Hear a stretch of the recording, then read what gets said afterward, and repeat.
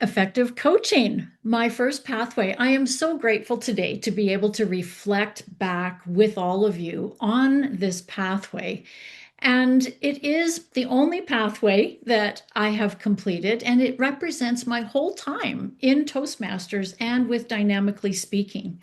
It really is a gift to look back at everything I've experienced doing this path with all of you. There's a lot to reflect on. It's been about 3 years. However, I have narrowed things down and I'm looking to share with you a few things in these 5 areas. I would also like to point out that using technology is part of what we do in Toastmasters, and this is actually my first time doing a screen share. So we're always learning, even when we're reflecting. So I'm going to start speaking on what I have learned. This first area, of course, is speaking skills. And if I ask each of you, how many of you have learned a lot of speaking skills while you've been a Toastmaster? Raise your hand. Yeah, everyone. What a great skill to learn how to speak, how to not use filler words. One of the key areas that really stood out for me doing my pathway was in one of the sections, learning the difference between a coach and a mentor. Because I am a coach as a career, really having this module dig in and share specifics of the nuances in the differences between coach and mentor was extremely useful for me. And I've drawn forth a lot of the little tips and tidbits that the pathway has provided in this journey I have had. That one really stood out. And then, of course, our speech composition. We all learn about an introduction, a body, and a conclusion.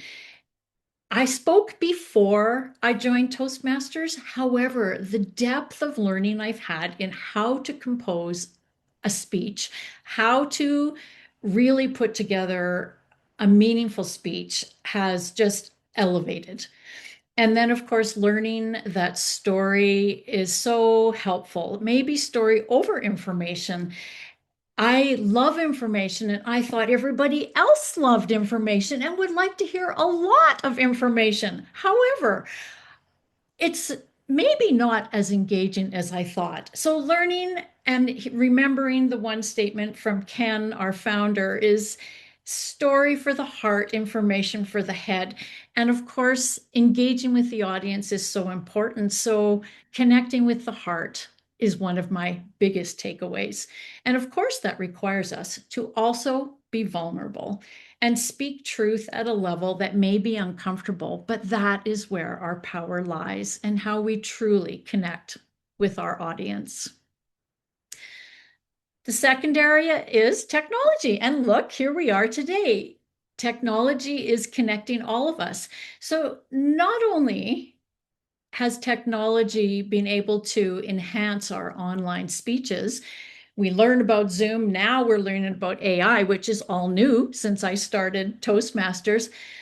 But there's the blessing that from all over different places in the world, we get to connect. I've loved my time doing my pathway, but it's the connection with all of you. And I really do feel that the technology component has been such a blessing on my journey. Not only that, but we get to use it to share, adding effects to speeches and showing materials like we're doing today for the first time, which is really quite fun, but also sharing personal insights. Here we have a picture of me at my daughter's farm with the baby lamb. Personal insights. And then maybe a few pictures from my keynote speech event in January, an incredibly beautiful hoarfrost moment in January that has great meaning, and my granddaughter, all possible because of technology. The third area is confidence. Practice makes permanent, one of my favorite sayings. Not perfect, but permanent. The more we practice the skills we learn, the better we could become as speakers. And what a great place to actually practice at Toastmasters, dynamically speaking specifically.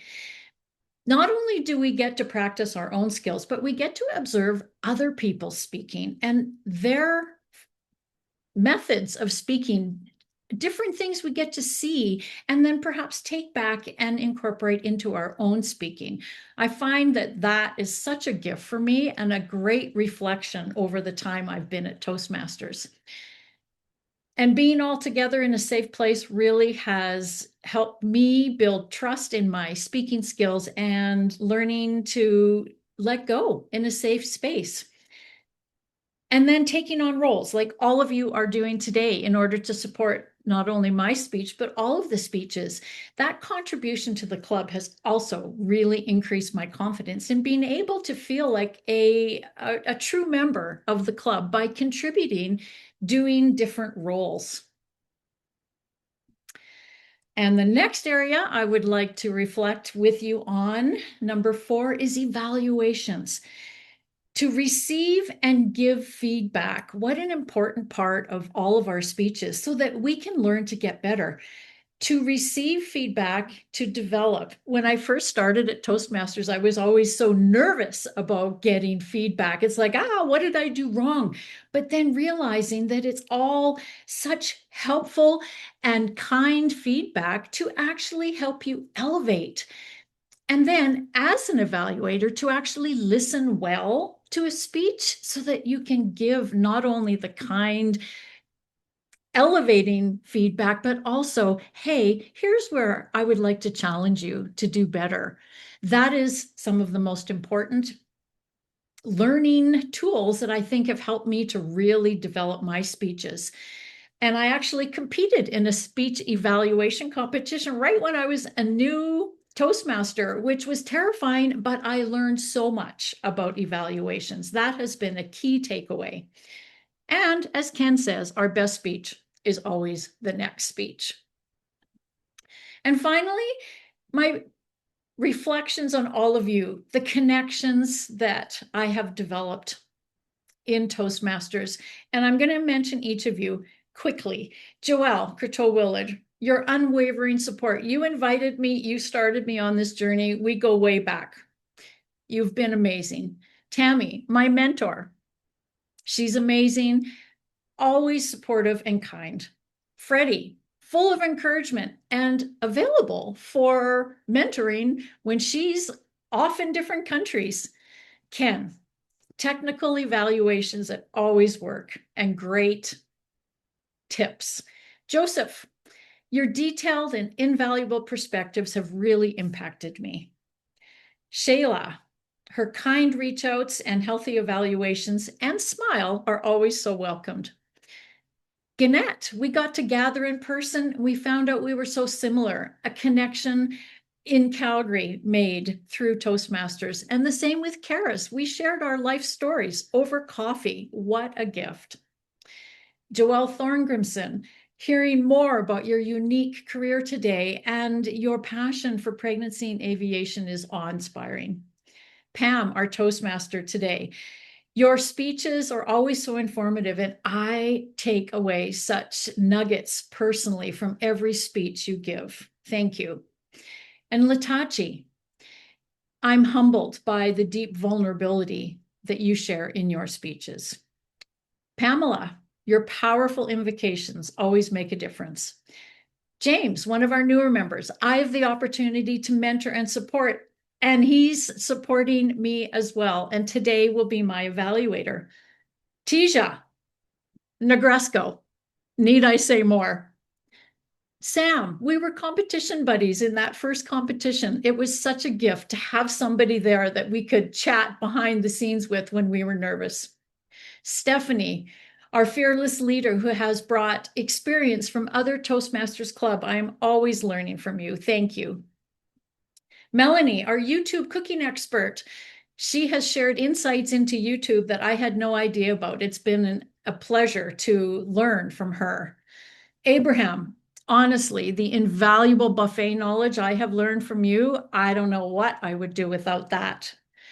And Deba, learning about you in your many table topics and speeches has been so much fun. And Kevin, our snake aficionado.